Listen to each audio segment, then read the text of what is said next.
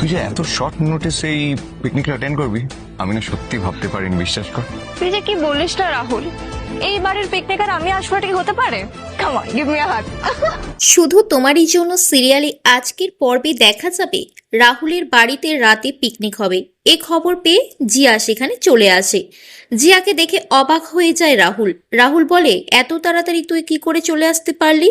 তখন জিয়া বলে, হ্যাঁ, আমি আমার বেস্ট ফ্রেন্ডের জন্য সব করতে পারি। জিয়া হঠাৎ রাহুলকে জড়িয়ে ধরে। তখন রেগে যায় রাহি। ভিক্টর বলে, চালিয়ে যাও জিয়া, এভাবে চলতে থাকলে আমাদের প্ল্যান সাকসেসফুল। এবার আর কোনো কাঁচা কাজ করা যাবে না। রাহি কোনোভাবেই আর সন্দেহ করতে পারবে না। জিয়াকে টেনে ধরে মিমো বলে, একটা অনুষ্ঠান হচ্ছে, তার মাঝখানে অমনি চলে এলে তুমি। মিমো তারপর ধাক্কা দেয় জিয়াকে। জিয়া পড়ে যায়। রাধিকা বলে, তুই কেন করছিস এমন ওর সাথে? মিমো, তুই জিয়াকে ছেড়ে দে। রাজীববাবু কনককে জড়িয়ে ধরে আর বলে, কত বছর পর বাথরুমে একসাথে পড়ে গিয়ে বরং ভালোই লাগছে আমার।